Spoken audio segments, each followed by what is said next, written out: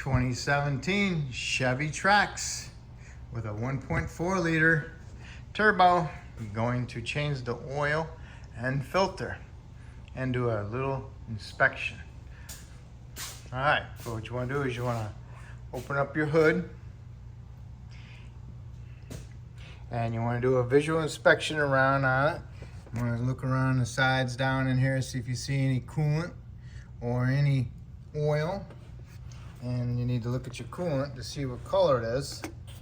That way when you're looking down here and around, you see something that's the color of your coolant, you can say, hey, I got a coolant leak. And also double check to see what your coolant level is at. If the coolant level is not right there and it's below that, then you know you got a leak. Okay, especially if you don't see it in that tank. All right, so just look around the engine a little bit, see what you can see. You can see any oil or a mouse nest or something abnormal, and you should address it. And you also want to inspect your battery cables, make sure they're not green. If they're green or got a lot of fuzzy stuff around, then you'll need to take them apart and clean your terminals. Okay? So everything's looking decent. So now what you need to do is get yourself a 15/16 socket and a 4.5-inch extension with a ratchet. And you want to reach down here to the oil filter housing, which is right there at the big nut on top of the cap. It's got a plastic cap for the oil filter. Put your socket on there, just like that. And you want to break it loose, and you want to unthread it.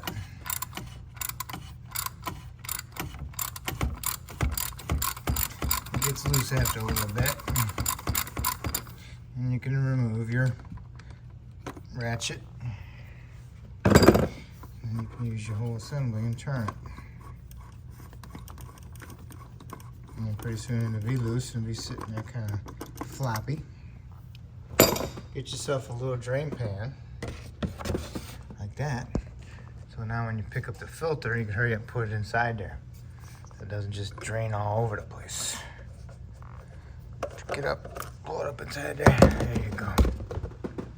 Reason why I want to remove the filter now and change it is because this is it's like a little housing, and with the filter in there, it's all together, it will hold a little bit of oil. So when you take the filter out, that little bit of oil that's inside there will drain inside the oil pan. So when you change the oil, you'll change that dirty oil, okay?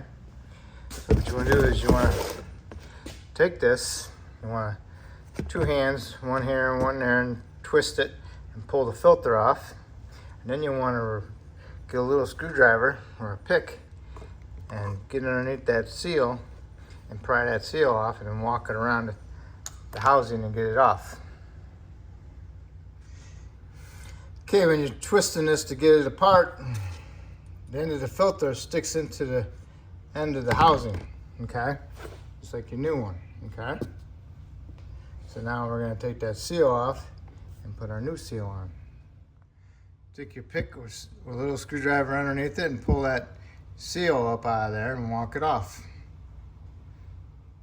Get your new seal, stick it in the groove, and then slowly walk that one on, okay? And then what you want to do is you want to rub some fresh oil around the seal, or you could possibly use your dirty oil and wrap around the seal, but preferably new oil, okay? So then you want to take your filter and you want to place it inside there and make sure it snaps into place. You'll need two hands to grab them both and twist them and snap it together. Yep, take two hands, one on the filter and one on the housing. Twist it and push. It doesn't turn once it's on there, so don't put too much effort into trying to turn it. All right, now you just stick it in there and you tighten it up. But before you go and do that, you want to look at the top and you want to see what the torque spec says for it. It says 25 newtons. I think it's about an average of 8 foot-pounds, okay? So what you do is you snug it up and just give it a little oomph, okay? Because once it stops turning, all right? You don't want to bear down on it because you'll crack it, all right? That's why it's only 8 foot-pounds. Okay, when you're sticking this down in there, that hole has to go over like a little round cage, okay? You see it? Right there? Little round cage. So make sure you stick that inside the center of the oil filter, okay?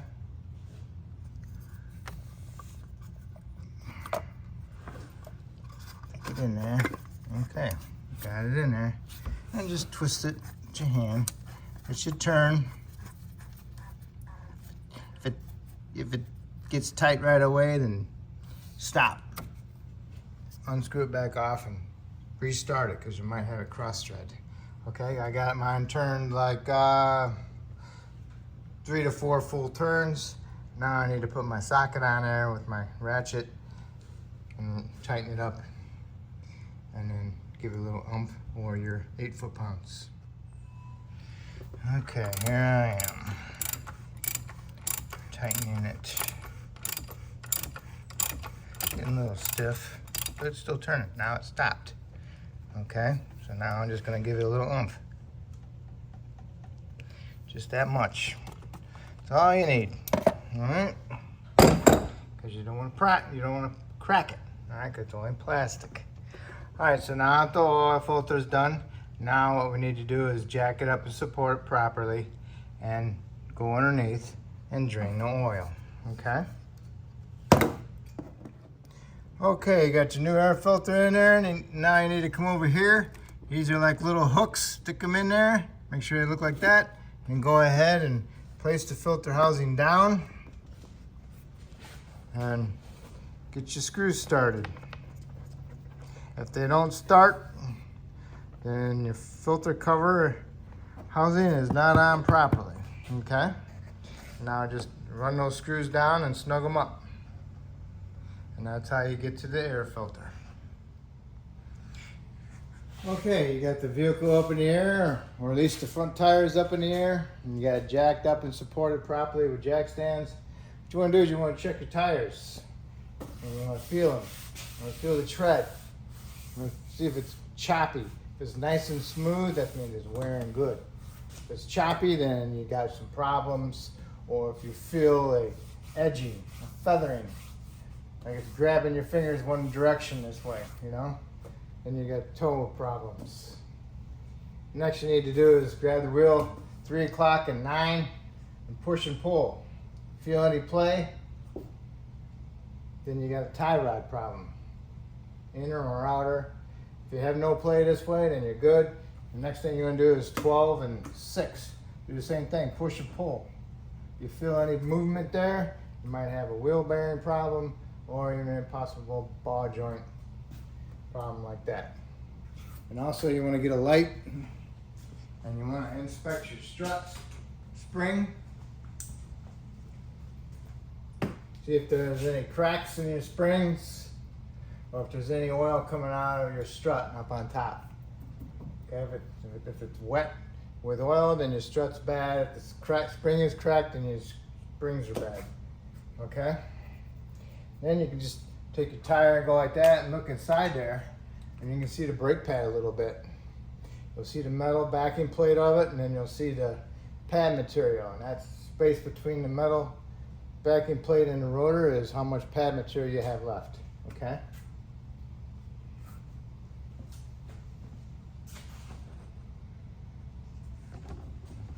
I don't know if you can see you can see the brake pad. See the thing, the little tit, that's the backing plate, and past that between the rotor and that backing plate is the pad material, okay?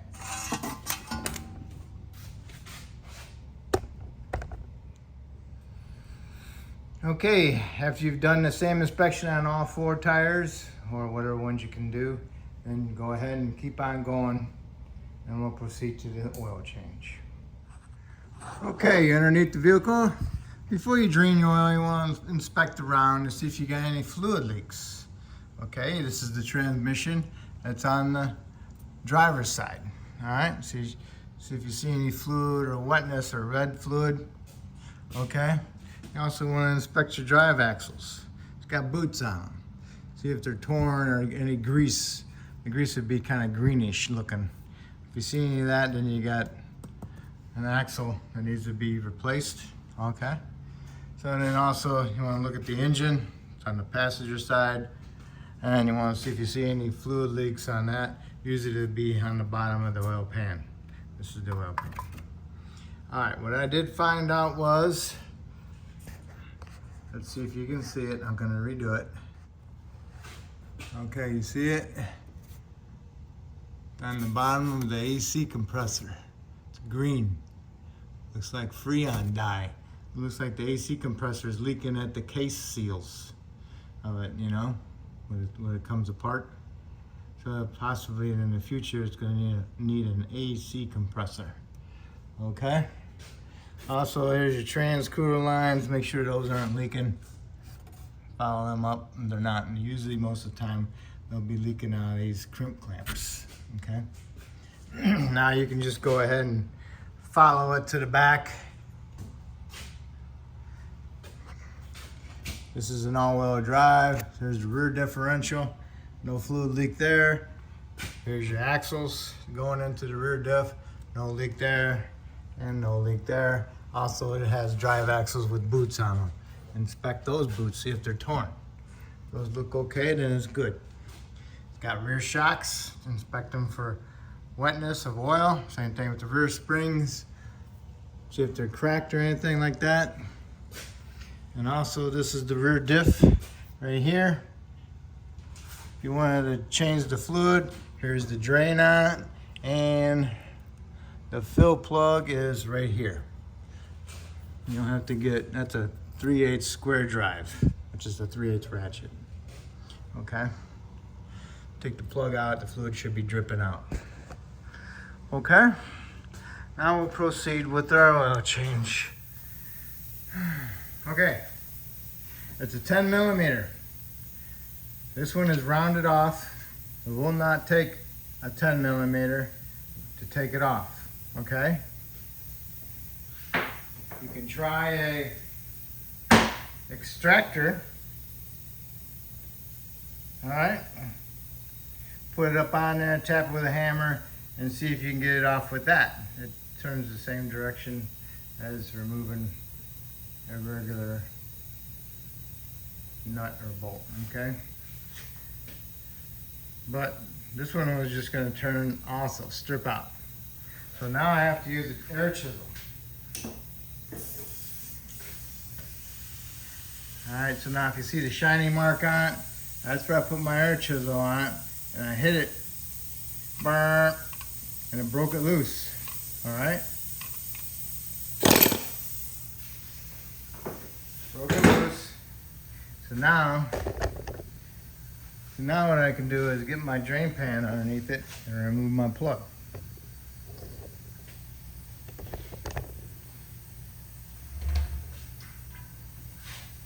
All right.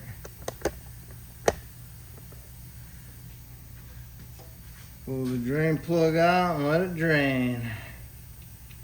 And then go find yourself a new plug. Okay.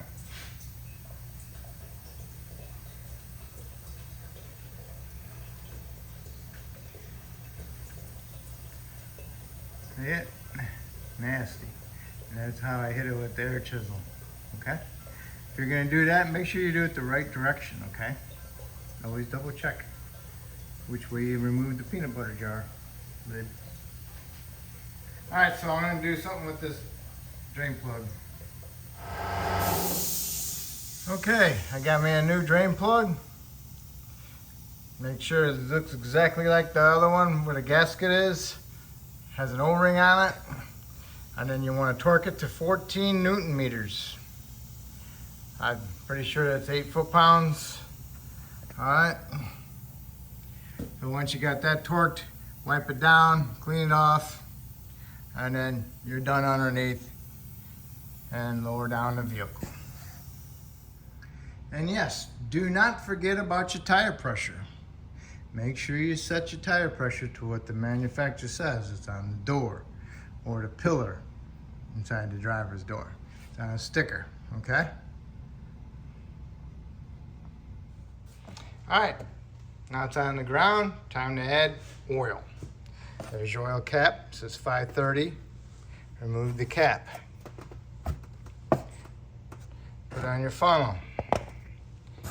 Well, wait a minute, I used this funnel and it overfilled because it drained too fast and overfilled it and puked it all over the place. Nice job. Just what you don't want to do is spill oil.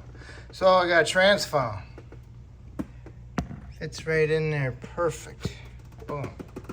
Just hold on to it and pour your oil in there. Pour your 5 quarts. And once you're done pouring your 5 quarts, take your funnel out. Put your cap back on. Go inside the vehicle, start it. Let it run 5 seconds, 10 seconds. Shut it off. Come over here, pull your dipstick. Wipe off your dipstick. Okay? When you get the dipstick wiped off, you want to inspect it. Okay, where do I want the oil to be at on it? You want it to be at the top. See the black dot of oil? That's, see it? Little hex marks on top.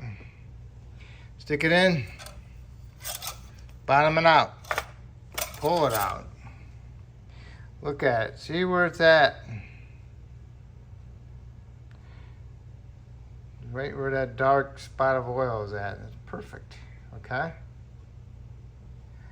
Now you can put it back in. Now, you can go get some degreaser, spray it down with some degreaser. Help that oil get off of there if you spilt oil. Let that soak a little bit. Come over here to your washer solvent. Fill it up with some washer solvent. Double check your coolant level. Double check your brake fluid level. You know? You can see it through the plastic, okay? All right, top that off. Then you need to go inside and get yourself a mileage reminder sticker for your next oil change. And add 3,000 miles to what's on the vehicle and stick it up there on the windshield. If it's got an oil reset, go ahead and reset the oil. And that's it. That's how you'll do your oil change. Hopefully I helped you out with this oil change and inspection, and hopefully you'll subscribe to me. Thank you. Okay, over here is your air filter on the passenger side. It's got 2 Phillips head screws. One here and one there. Loosen those up. They should stay inside the cover. And they also on this side has little notches it goes into. What you want to do is you want to pick this up, pull it towards the fender a little bit, and lift it up. And now you can pull out your filter and replace it, or clean it, or whatever else you need to do. Let's see how this baby is. Looks pretty clean. So also, once you inspected your filter, go ahead and inspect your air box and get all the dirt out of there and blow it out or vacuum it or whatever you can do. Do not get any dirt down inside there and get it stuck in your mass airflow. Okay, put a rag over that before you go and clean anything, okay? Okay, you got the new filter in there. Now what you need to do is come over here, line those up, push them in there. Get them all in there. Well, looks like they're little hooks.